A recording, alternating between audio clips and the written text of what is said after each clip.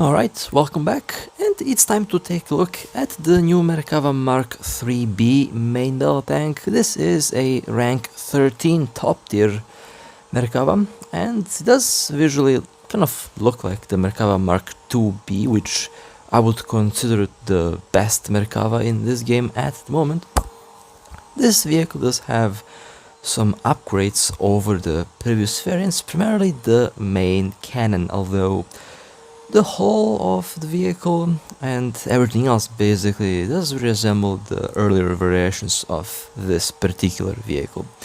A 120mm main cannon is probably the largest upgrades on this vehicle, very powerful main cannon.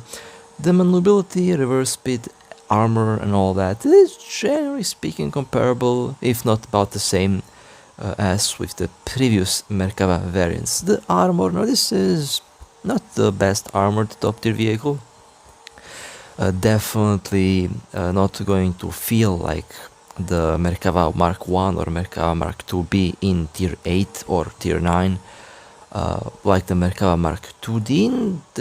In this tier, armor isn't kind of irrelevant. There are some vehicles that you can use with armor, but the Merkava is not one of those vehicles.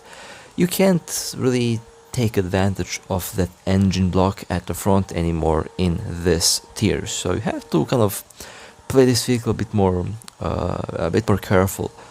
The turret is probably going to be the heaviest armored part of this vehicle. It does seem to have some composites around the turret. The frontal armor though is definitely not the best armored part of the vehicle. It does have, I guess, that the fuel tank and the engine, but that's not really going to do much in this tier. The turret is basically your most heavily armored part of this tank. But as we all know, in top tier, armor doesn't really matter for the most part, and all of the incoming shells, if not most of them, will easily just fly through the hull of this vehicle straight into the ammo at the back. Now, speaking of the ammo, you do get some very good APFSDS shells, decent penetration at 580 and 590mm depending on the distance. You do have some HETF, which can be used against aircraft, and you also have some good old heat shells, but I usually use APFSDS combined with heat on this vehicle. So that was the ammo, that was the shell types that we have seen.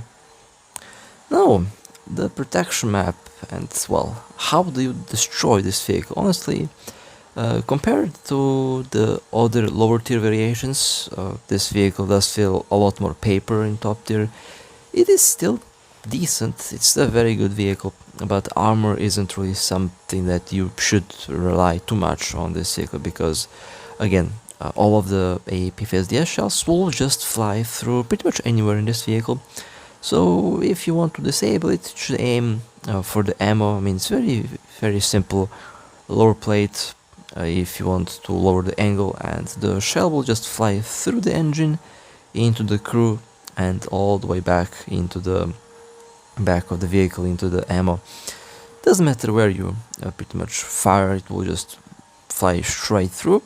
You could technically primarily focus around the driver part of the vehicle, because again, the engine can maybe in some cases be problematic, but as we see here, it just flies straight through the engine without much of a problem, so pretty much anywhere in the hull and penetration will be possible. And as you can see, the damage, yeah, that went right into the ammo at the back there, causing a catastrophic vehicle destruction. So yeah, pretty much wherever you aim at this vehicle, it will just fly straight through. After all, this is top tier that we are talking about. Missiles, ATGM, standard missiles, and all of that will just punch through the armor of this thing.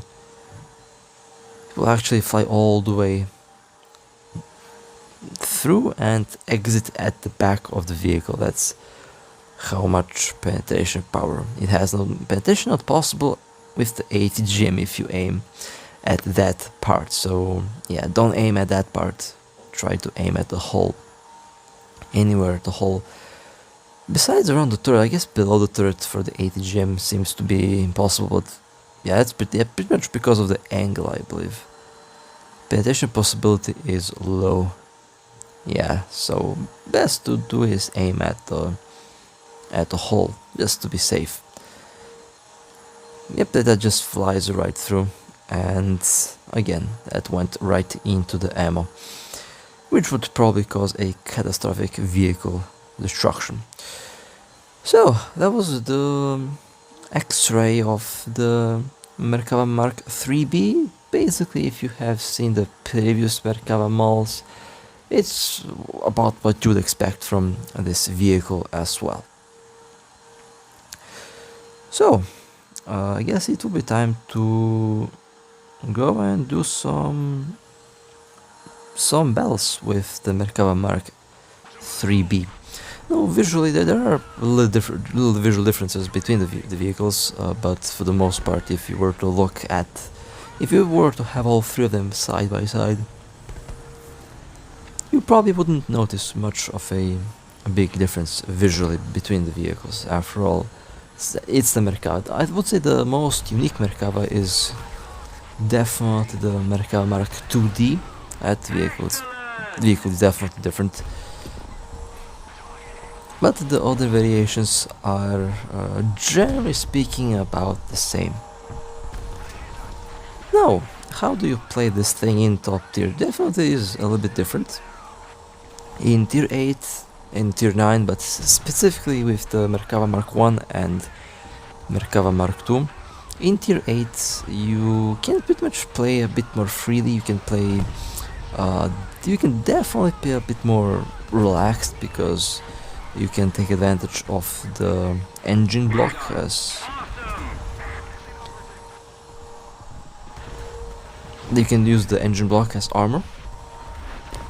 After all, the shells in tier 8 aren't as lethal and dangerous as shells in higher tiers, and you can generally use the hold down tactic with all 4 variants of the Merkava. With the Merkava Mark.3D, I would definitely recommend to go hold down with this thing wherever you can.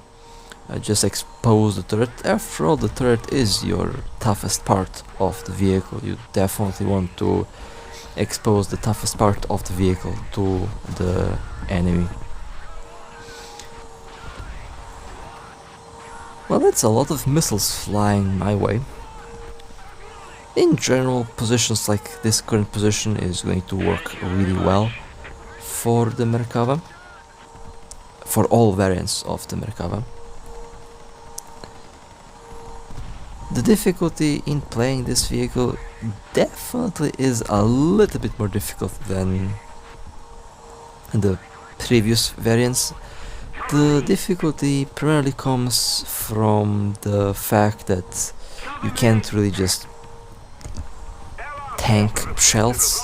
You can't just engine tank shells or bounce shells. In this case, you actually have to play a lot more carefully in order not to get ammo racked. And this vehicle does get ammo racked very easily, especially if you do expose the hull of the vehicle to the enemy.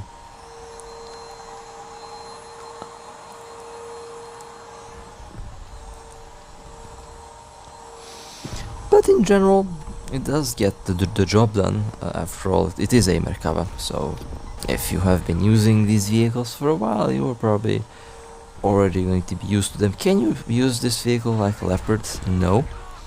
The Leopard is definitely a lot faster, a lot more maneuverable, and maybe the Leopard might have a better cannon, although again, in top tier, to me at least, it doesn't really matter what cannon I am using. It doesn't really matter what caliber it is. I usually just need to have a PFSDS shells, and that's it.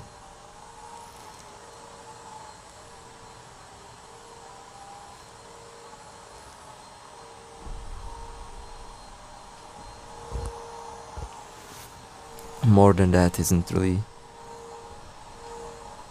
needed.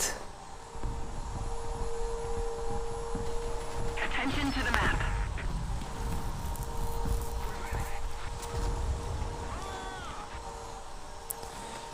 So is this vehicle worth it? Well, I would say yes, definitely worth it. After all, it is a Merkava, a technically a premium and a non-premium at the same time. I would say that the little classification there is a bit weird with the tech tree, because you can have two same vehicles, one premium, one normal vehicle. I don't know why that's the case. Definitely kind of weird when you think about that, but it's fine. It's not too bad.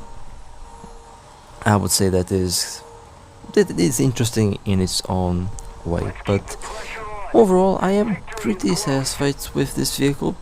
I do use it quite often. After all, it is a Merkava, so I do drive them quite often. Although lately I've been driving different vehicles, but I'm definitely going to be part of the Merkava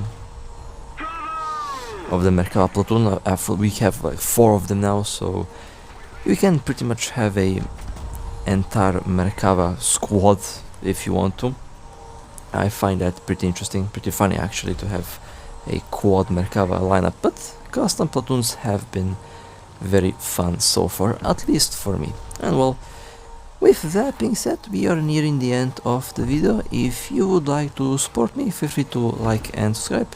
And with that being said, stay safe as always. I'll see you next time.